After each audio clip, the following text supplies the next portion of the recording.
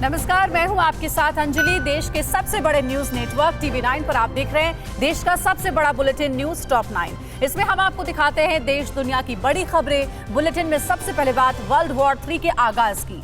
Armenia और Azerbaijan की जंग क्यों नहीं थम रही है? जंग में आर्मेनिया और अजरबैजान को कितना नुकसान पहुंचा?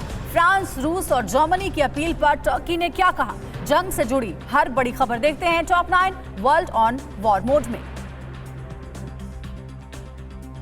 अजरबैजान और आर्मेनिया की जंग जारी है। दोनों देश एक दूसरे इलाकों को निशाना बना रहे हैं। अजरबैजान का दावा है कि उसने जंग में आर्मेनिया के 2300 सैनिकों को मार गिराया है। अजरबैजान के मुताबिक उसने आर्मेनिया के 130 टैंक, 200 आर्टिलरी और 25 मिसाइल सिस्टम को तबाह कर दिया है।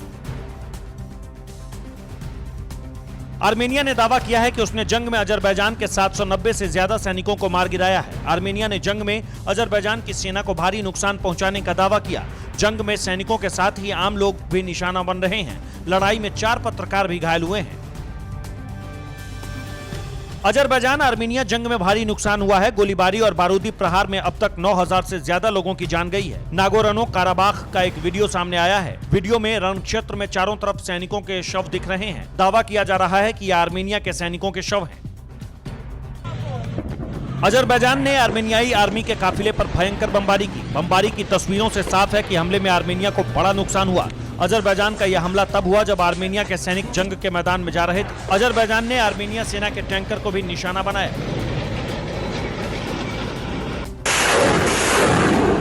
आर्मेनिया की BM-21 ग्रैंड MLRS अजरबैजान पर कहर बनकर टूट रही है। आर्मेनिया की फौज BM-21 ग्रैंड MLRS के जरिए अजरबैजान के सैनिकों पर बारूद बरसा रही है। आर्मेनिया के इस आक्रमण में अजरबैजान को भारी तबाही झेलनी पड़ी। अजरबैजान ड्रोन के जरिए आर्मेनिया के सैनिकों पर बम बरसा रहा है। इन हमलों से बचने के लिए आर्मेनिया लगातार अजरबैजान के ड्रोन को निशाना बना रहा है। आर्मेनिया के सैनिकों ने अजरबैजान के कई ड्रोन मार गिराए हैं। रूस, अमेरिका और फ्रांस ने आर्मेनिया और अजरबैजान से तत्काल जंग खत्म करने और सीज फायर करने को कहा है। वहीं तुर्की का कहना है कि आर्मेनिया और अजरबैजान के बीच शांति में रूस, अमेरिका और फ्रांस की कोई भूमिका नहीं है। आर्मेनिया और अजरबैजान की जंग को लेकर अब अमेरिका भी एक्शन में है। अमेरिका ने आर्मेनिया और अजरबैजान के नेताओं से जंग खत्म करने को कहा है। इससे पहले दूसरे देश भी आर्मेनिया अजरबैजान से जंग खत्म करने की अपील कर चुके हैं। संयुक्त राष्ट्र ने भी आर्मेनिया अजरबैजान से शांति की अपील की थी। आर्मेनिया अजरबैजान जंग के बीच रूस के राष्ट्रपति पुतिन ने आधी रात को सिक्योरिटी काउंसिल की बैठक बुलाई। इससे पहले दिन में पुतिन ने सिक्योरिटी काउंसिल के सदस्यों से बात की थी। रूस ने कहा है कि हालात पर अमेरिका, फ्रांस और रूस जल्द ही साझा बयान जारी करेंगे।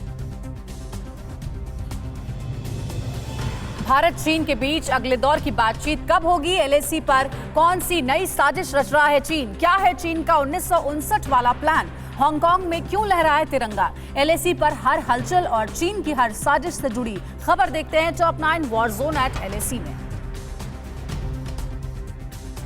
भारत और चीन के बीच अगले हफ्ते फिर कोर कमांडर लेवल की वार्ता होगी। अगले हफ्ते होने वाली इस वार्ता में LAC पर तनाव कम करने पर चर्चा होगी। दोनों देशों के बीच अब तक 6 दौर की कमांडर लेवल की बातचीत हो चुकी है। सैटेलाइट तस्वीरों के जरिए LAC पर चीन की नई साजिश का खुलासा हुआ है। PLA ने पूर्वी लद्दाख में अपने टेंट और दूसरे सामानों पर लाल रंग का तिरपाल लगा दिया है। इसके जरिए चीन पैंगोंग त्सो और गलवान में अपना नियंत्रण दिखाना चाहता है। चीन LAC पर 1959 वाली पोजीशन बनाने की कोशिश कर रहा है। CIA ने पुराने मैप के साथ LAC और PLA की ताजा तैनाती को मिलाया है। इससे अक्साई चीन पर चीन की पोजीशन दिखाई गई है। चीन बार बार LAC पर 1959 वाली स्थिति बहाल करने की बात कहता है, जबकि भारत LAC पर 1959 वाली स्थिति को मानने से इनकार कर चुका है। भारत और चीन के बीच LAC पर चल रहा तनाव जल्द खत्म होने के आसार नहीं है। ऑब्जर्वर रिसर्च फाउंडेशन का कहना है कि भारत और चीन जब LAC पर अपनी ताकत को मजबूत कर लेंगे, तब दोनों देशों में तनाव चरम पर पहुंच जाएगा। PLA ने नया प्रोपेगेंडा वीडियो जारी किया है। इस आर्टिलरी ड्रिल के जरिए होवित्जर तोपों से शक्ति प्रदर्शन किया गया और बंकर उड़ाने की प्रैक्टिस की गई। इस बार जिनजियांग प्रांत के रेगिस्तान में PLA ने इस रिहर्सल के जरिए शेखी दिखाई। अमेरिका ने अरुणाचल प्रदेश पर भारत का समर्थन किया है। अमेरिका ने कहा कि अरुणाचल प्रदेश 60 साल से भारत का हिस्सा है और अरुणाचल में चीन की घुसपैठ गलत है। अमेरिका ने कहा कि चीन और भारत को शांतिपूर्ण तरीकों से विवादों को सुलझाना चाहिए। चीन पर लगाम लगाने के लिए अमेरिका और यूरोपियन देश एशिया में नाटो जैसे संगठन बनाने की कोशिश कर रहे हैं। वॉशिंगटन टाइम्स की रिपोर्ट के मुताबिक अमेरिका चीन की बढ़ती ताकत को रोकने के लिए एशिया के देशों के साथ नाटो जैसा संगठन बनाना चाहता है। चीन के राष्ट्रीय दिवस के दिन हांगकांग में जोरदार प्रदर्शन हुआ। इस विरोध प्रदर्शन में एक प्रदर्शनकारी ने भारत का तिरंगा लहराया। तिरंगा लहराते हुए इस प्रदर्शनकारी ने कहा, क्योंकि भारत चीन से लड़ रहा है, इसलिए भारत मेरा दोस्त है। चीन के खिलाफ तिब्बतियों का गुस्सा बढ़ता जा रहा है। चीन के राष्ट्रीय दिवस के मौके पर हिमाचल प्रदेश के मैक्लोडगंज में तिब्बत के लोगों ने प्रदर्शन किया। चीन से नाराज इन लोगों ने चीन का झंडा जलाया और आजादी के नारे लगाए। आखिर क्यों रात भर पाकिस्तान की एयरफोर्स अलर्ट में रही? बौखलाया पाकिस्तान बॉर्डर पर क्यों तोड़ रहा है सीज फायर? कुर्सी बचाने के लिए इमरान खान ने नवाज शरीफ पर क्या आरोप लगाया है? पाकिस्तान की हर हलचल और साजिश से जुड़ी खबर देखते हैं टॉप 9 पाकिस्तान की साजिश में। बॉर्डर पर भारतीय सेना के पराक्रम से पाकिस्तान डरा हुआ है। पाकिस्तान एयरफोर्स के फाइटर जेट्स रात भर लगातार आसमान में तैनात रहे। एलओसी के करीब भी पाकिस्तानी फाइटर जेट्स ने उड़ान भरी। डरे हुए पाकिस्तान ने कराची के आसमान में JF-17 फाइटर प्लेन उड़ाया। पाकिस्तान को भारत की तरफ से सर्जिकल स्ट्राइक का खौफ सता रहा है। पाकिस्तान बॉर्डर पर लगातार सीज फायर का उल्लंघन कर रहा है। पाकिस्तान की फौज ने कुपवाड़ा के नौगाम सेक्टर में मोर्टार से गोले दागे। केरन और माचिल सेक्टर में पाकिस्तानी फौज ने फायरिंग की। कृष्णा घाटी में भी पाकिस्तान ने भारतीय पोस्ट को निशाना बनाया। भारत की सेना ने पाकिस्तान की फायरिंग का मुंहतोड़ जवाब दिया है। जवाबी फायरिंग में पाकिस्तान की कई चौकियां तबाह हो गई। पाकिस्तानी सोशल मीडिया के मुताबिक भारतीय फायरिंग में पाकिस्तान के कई जवान ढेर हो गए। पाकिस्तान को सबक सिखाने के अभियान में भारतीय सेना के 2 जवानों ने बलिदान दिया। नौगाम सेक्टर में हवलदार कुलदीप और राइफलमैन शुभम पाकिस्तान की फायरिंग में शहीद हो गए। बॉर्डर पार से हुई फायरिंग में सेना के 4 जवान घायल हुए हैं। पाकिस्तान के पूर्व प्रधानमंत्री नवाज शरीफ ने एक बार फिर पाकिस्तानी फौज पर सवाल उठाए हैं। नवाज ने कहा है कि 2018 में फौज ने देश के संविधान की अनदेखी पर राजनीति में दखल दिया। शरीफ पहले भी आरोप लगाते रहे हैं कि 2018 में सेना ने इमरान खान को चुनाव जिताने के लिए धांधली की।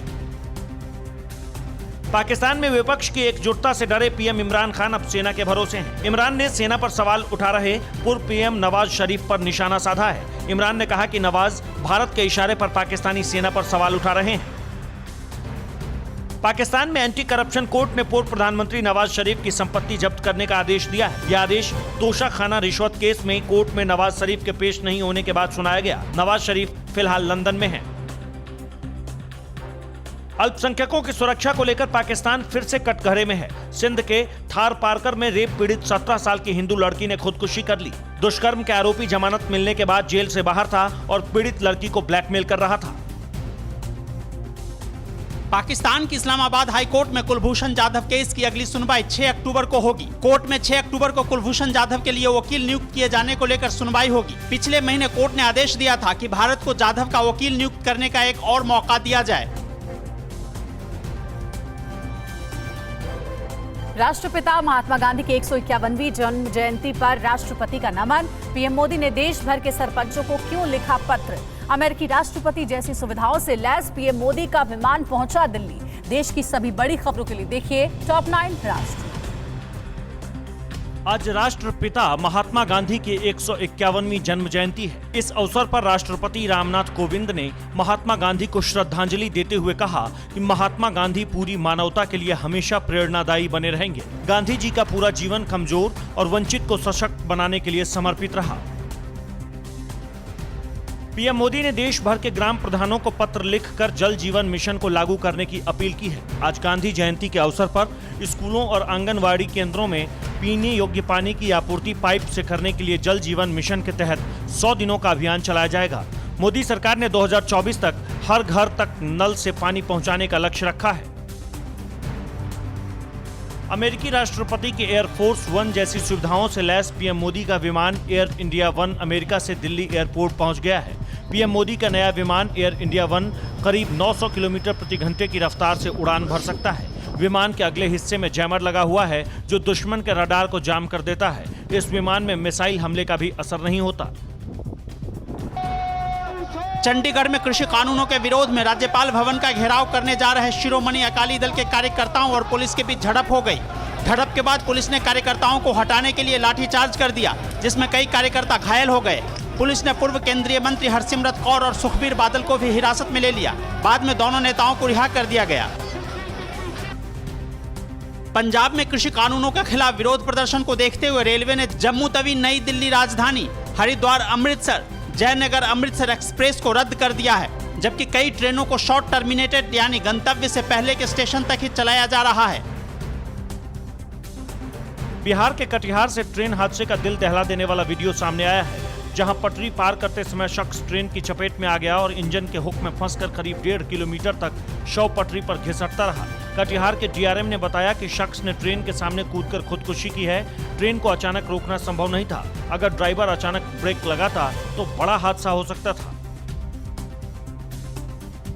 देश भर में कोरोना की रफ्तार कम होने का नाम नहीं ले रही। पिछले 24 घंटों में 82,000 से ज्यादा नए केस सामने आए हैं, जिनमें 1100 से ज्यादा लोगों की मौत हुई है। इनको मिलाकर देश भर में कोरोना संक्रमितों का आंकड़ा 64 लाख के करीब पहुंच गया है, जिसमें 9,42,000 से ज्यादा एक्टिव केस हैं। देश भर में कोरोना से अब तक करीब 1 लाख लोग दम तोड़ चुके हैं। T20 लीग के 13वें मुकाबले में मुंबई इंडियंस ने किंग्स 11 पंजाब को 48 रनों से हरा दिया। टूर्नामेंट के 4 मैचों में पंजाब की ये दूसरी जीत है। मुंबई इंडियंस ने पहले खेलते हुए 191 रन बनाए, जिसके जवाब में पंजाब की टीम 8 विकेट खोकर 143 रन ही बना सकी। त्योहारी सीजन के मद्देनजर ट्रेनों में बढ़ती भीड़ को देखते हुए रेलवे ने 15 अक्टूबर से 30 नवंबर तक 200 स्पेशल ट्रेन चलाने का फैसला किया है, जिससे लोगों को अपने घर जाने के लिए परेशानी का सामना न करना पड़े। कोरोना महामारी की वजह से रेलवे ने 22 मार्च से सामान्य यात्री ट्रेनों को अनिश्चित काल के लिए रद्द कर रखा है। हाथरस गैंगरेप पीड़िता के परिवार को धमकाने पर डीएम ने क्या दी सफाई? राहुल गांधी के खिलाफ कहां दर्ज हुई एफआईआर? गैंगरेप पीड़िता के अंतिम संस्कार पर महिला आयोग ने पुलिस से मांगा है जवाब। हाथरस मामले से जुड़ी सभी बड़ी खबरें देखिए टॉप 9 हाथरस पर सियासत। हाथरस की गैंगरेप पीड़िता के परिवार से मिलने जा रहे राहुल और प्रियंका गांधी के खिलाफ पुलिस ने एफआईआर दर्ज की है। राहुल और प्रियंका पर पुलिस के काम में बाधा डालने का आरोप है। ग्रेटर नोएडा के इकोटेक 1 थाने में राहुल, प्रियंका समेत 153 लोगों के खिलाफ नामजद और 50 अज्ञात लोगों के खिलाफ केस दर्ज हुआ। हाथरस जाने से रोके जाने पर राहुल गांधी ने सीएम योगी पर ट्वीट के जरिए निशाना साधा है। राहुल गांधी ने कहा, सच कब तक छिपाओगे और कितनी बेटियां चुपके से जलाओगे? अब देश की आवाज न रोक पाओगे। भारत की बेटी को न्याय दिलाना है। हाथरस की गैंगरेप पीड़िता को धमकी देने का ऑडियो वायरल होने पर डीएम प्रवीण कुमार ने सफाई देते हुए कहा कि हमने पीड़ित परिवार के 6 सदस्यों से मुलाकात की है और उनसे 1.5 घंटे तक बातचीत की है। मेरे और परिवार के बीच जो वीडियो चलाया जा रहा है उसमें सच्चाई नहीं है। हमने परिवार को भरोसा दिया है कि दोषियों पर सख्त कार्रवाई होगी। हाथरस गैंगरेप मामले पर इलाहाबाद हाईकोर्ट की लखनऊ बेंच ने स्वतः संज्ञान लेते हुए डीजीपी, एडीजी और हाथरस के डीएम और एसपी को नोटिस जारी कर जवाब मांगा है। इलाहाबाद हाईकोर्ट की लखनऊ बेंच ने 12 अक्टूबर तक मामले की रिपोर्ट जमा करने को कहा है। हाथरस गैंगरेप पीड़िता का रात में अंतिम संस्कार करने पर राष्ट्रीय महिला आयोग ने यूपी के डीजीपी से जवाब मांगा है। एनसीडब्ल्यू ने कहा कि पुलिस बताए कि पीड़िता के अंतिम संस्कार करने की इतनी जल्दबाजी क्यों थी। हमें रिपोर्ट मिली है कि पीड़िता के परिजनों की गैर मौजूदगी में उसका अंतिम संस्कार रात 2:30 बजे किया गया। हाथरस मामले पर यूपी के एडीजी कानून व्यवस्था प्रशांत कुमार के बयान से केस में नया मोड़ आ गया है। प्रशांत कुमार ने कहा कि फॉरेंसिक रिपोर्ट में पीड़िता के साथ रेप की पुष्टि नहीं हुई है, बल्कि मारपीट के दौरान गहरी चोट लग जाने से उसकी मौत हुई है। कुछ लोगों ने जातीय तनाव फैलाने के लिए इस केस को गलत तरीके से पेश किया। हाथरस गैंगरेप पर बॉलीवुड अभिनेत्री माधुरी दीक्षित ने पुलिस से आरोपियों पर सख्त कार्रवाई की मांग की है। माधुरी दीक्षित ने कहा है, मैं पीड़िता के परिवार के लिए प्रार्थना करती हूं और आशा करती हूं कि पुलिस आरोपियों पर सख्त और त्वरित कार्रवाई करेगी, जिससे अपराधियों में डर पैदा होगा।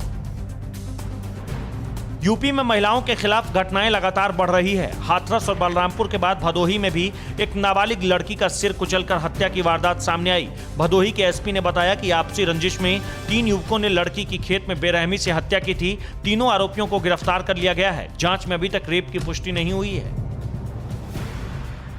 यूपी के हाथरस और बलरामपुर के बाद मेरठ में भी नाबालिग के साथ रेप का मामला सामने आया है, जहां आरोपी ने बच्ची को घर में अकेला पाकर उसके साथ रेप किया। बच्ची के चिल्लाने पर मोहल्ले के लोग जुट गए, जिनको देखकर आरोपी मौके से फरार हो गया। पुलिस ने पॉक्सो एक्ट के तहत केस दर्ज कर आरोपी को गिरफ्तार कर लिया है। बिहार की खबरें आपको दिखाएंगे। बिहार में सीट बंटवारे को लेकर एनडीए में कितनी आगे बढ़ी है बात। रामदास अठावले ने बीजेपी से क्या मांग की है। पुष्पम प्रिया चौधरी ने आरजेडी जेडीयू को क्या चुनौती दी। बिहार विधानसभा चुनाव से जुड़ी सभी बड़ी खबरें देखिए टॉप 9 बैटल ऑफ बिहार में। एनडीए में सीट बंटवारे को लेकर मंथन का दौर जारी है। दिल्ली में एलजेपी अध्यक्ष चिराग पासवान ने बीजेपी अध्यक्ष जेपी नड्डा और केंद्रीय मंत्री अमित शाह के साथ बैठक की। अमित शाह के सामने चिराग पासवान ने सीटों की डिमांड रखी। सूत्रों के मुताबिक अमित शाह की तरफ से तय गठबंधन के फॉर्मूले पर चिराग ने सहमति जताई है। बिहार में गठबंधन को लेकर बीजेपी के अंदर बैठकों का दौर चल रहा है। दिल्ली में जेपी नड्डा, अमित शाह और बीएल संतोष के बीच बैठक हुई। बैठक में एलजेपी और जेडीयू के बीच तनातनी समेत दूसरे मुद्दों पर चर्चा हुई। बिहार में उम्मीदवार तय करने के लिए बीजेपी ने 4 अक्टूबर को पार्टी की केंद्रीय चुनाव समिति और पार्लियामेंट्री बोर्ड की बैठक बुलाई है। बैठक में बीजेपी के उम्मीदवारों के नाम पर मुहर लगेगी। केंद्रीय मंत्री और रिपब्लिकन पार्टी ऑफ इंडिया के अध्यक्ष रामदास अठावले ने भी बिहार विधानसभा चुनाव लड़ने का ऐलान किया है। अठावले ने कहा कि आरपीआई एनडीए गठबंधन के तहत चुनाव लड़ेगी। उन्होंने बीजेपी से 5 सीटों की मांग की है। उन्होंने कहा कि अगर आरपीआई को 5 सीटें नहीं मिली तो हम बिहार में 15 सीटों पर चुनाव लड़ेंगे। प्लूरल्स की प्रेसिडेंट पुष्पम प्रिया चौधरी ने बिहार में सभी दलों के मुख्यमंत्री दल के उम्मीदवारों को पटना के बांकीपुर सीट से चुनाव लड़ने की चुनौती दी है। पुष्पम प्रिया ने कहा कि आरजेडी और जेडीयू के सीएम पद के उम्मीदवार बिहार में 30 साल के विकास पर मुझसे बहस करें। प्लूरल्स की प्रेसिडेंट पुष्पम प्रिया चौधरी ने बिहार में 2 सीटों से चुनाव लड़ने का ऐलान किया है। पुष्पम पटना की बांकीपुर विधानसभा सीट से प्लूरल्स की उम्मीदवार होंगी। पुष्पम प्रिया मिथिला इलाके में एक और सीट से भी चुनाव लड़ सकती हैं। विकासशील इंसान पार्टी के नेता मुकेश सहनी ने आरजेडी नेता तेजस्वी यादव से मुलाकात के बाद कहा कि वो महागठबंधन में ही रहेंगे। सहनी ने कहा कि महागठबंधन में उन्हें मन मुताबिक सीटें मिल रही है। उन्होंने कहा कि 1-2 दिन में महागठबंधन सीट शेयरिंग का ऐलान हो जाएगा। चुनाव आयोग ने बिहार में एक बूथ पर 1000 की जगह 700 या 500 वोटर करने और वोटरों के लिए बीमा कवर दिए जाने की मांग को मानने से इनकार किया है। चुनाव आयोग का कहना है कि सूबे में पहले ही बूथ संख्या बढ़कर 1,06,507 हो चुकी है। ऐसे में अब और बूथ बनाने के लिए लॉजिस्टिक और मैन पावर की व्यवस्था नहीं हो सकती है। चुनाव आयोग ने कहा कि बिहार विधानसभा चुनाव के दौरान सोशल मीडिया के गलत इस्तेमाल पर चेतावनी दी है। आयोग ने कहा है कि अगर सोशल मीडिया के जरिए सांप्रदायिक या जातिगत भावना भड़काने की कोशिश की गई तो आयोग इस पर सख्त कार्रवाई करेगा। अगली खबर का रुख कर रहे हैं। इंडिया गेट पर क्यों बैन हुआ प्रोटेस्ट बैन। दिल्ली में आग ने कहां मचाया कोहराम, कहां हुई डायन मानकर पीट कर महिला की हत्या। अन्य राज्यों की अहम खबरें देखते हैं टॉप 9 अन्य राज्य। जम्मू कश्मीर के उपराज्यपाल मनोज सिन्हा ने आतंकियों के हमले में मारे गए वकील बाबर कादरी के घर जाकर उनके परिवार से मुलाकात की और संवेदना व्यक्त की। उपराज्यपाल ने सरकार की तरफ से हर तरह की मदद का आश्वासन भी दिया। आतंकवादियों ने 24 सितंबर को बाबर कादरी की उनके घर में गोली मारकर हत्या कर दी थी। पंजाब के मुख्यमंत्री कैप्टन अमरिंदर सिंह ने शहीद लांस नायक करनैल सिंह के परिवार को 50 लाख रुपए की आर्थिक मदद और परिवार के एक सदस्य को सरकारी नौकरी देने का ऐलान किया है। कश्मीर के राजौरी सेक्टर में पाकिस्तान की ओर से हो रही गोलीबारी के दौरान करनैल सिंह शहीद हो गए थे। दिल्ली के इंडिया गेट पर किसी भी तरह के विरोध प्रदर्शन पर प्रतिबंध लगा दिया गया है। दिल्ली पुलिस के मुताबिक सीआरपीसी की धारा 144 लागू होने की वजह से इंडिया गेट के आसपास किसी भी सभा की अनुमति नहीं है। यूपी में हुई कई रेप की घटनाओं के विरोध में प्रदर्शन की आशंका को देखते हुए ऐसा किया गया है। पश्चिम बंगाल सरकार ने विधानसभा चुनाव से पहले सड़कों की मरम्मत के लिए पथश्री योजना को शुरू किया है। इसके तहत राज्य में 12,000 किलोमीटर तक की 7,000 से ज्यादा सड़कों की मरम्मत की जाएगी। सीएम ममता बनर्जी ने ट्वीट किया कि दीदी के बोलो अभियान के जरिए सड़कों की लिस्ट तैयार की गई है। झारखंड सरकार ने 31 अक्टूबर तक अनलॉक 5 को लेकर दिशा निर्देश जारी किए हैं। इसके तहत राज्य में दुर्गा पूजा के आयोजन से लेकर गाइडलाइंस जारी की गई है। राज्य में 8 अक्टूबर से सारे मंदिर मस्जिद समेत तमाम इबादत गाह को खोल दिया जाएगा। सीएम ने अपील की है कि आसपास में दूरी बनाएं मगर दिलों को जोड़े रखें। तमिलनाडु के चेन्नई में सोना तस्करी का मामला सामने आया है। चेन्नई एयर कस्टम के अधिकारियों ने 2 किलो 800 ग्राम से ज्यादा सोना बरामद किया, जिसकी कीमत 1 करोड़ 48 लाख रुपए बताई जा रही है। चेन्नई में पहले भी कई बार करोड़ों के सोने की बरामदगी हो चुकी है।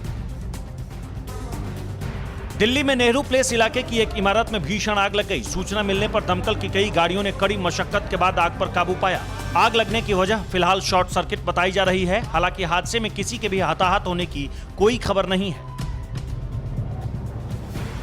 आईसीएमआर और हैदराबाद की एक फार्मास्यूटिकल कंपनी ने मिलकर कोविड-19 के ट्रीटमेंट के लिए एक एंटीसेरा तैयार किया है। संस्थान के मुताबिक यह कोरोना को ज्यादा घातक होने से रोकने में मदद करता है। आईसीएमआर के मुताबिक इस तरह के उपायों का इस्तेमाल रेबीज, हेपेटाइटिस बी, टिटनेस और डिप्थीरिया को काबू करने में किया जा चुका है।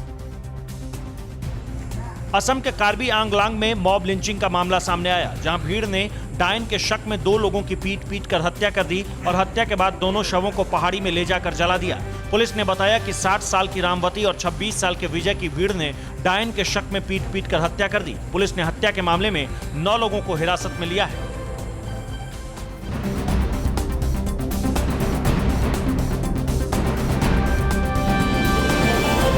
क्या आप पर भी बरपा है जालसाजी का कहर?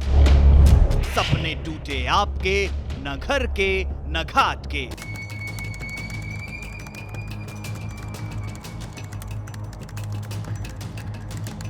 देखिए लूट घर हर रात 9:30 बजे।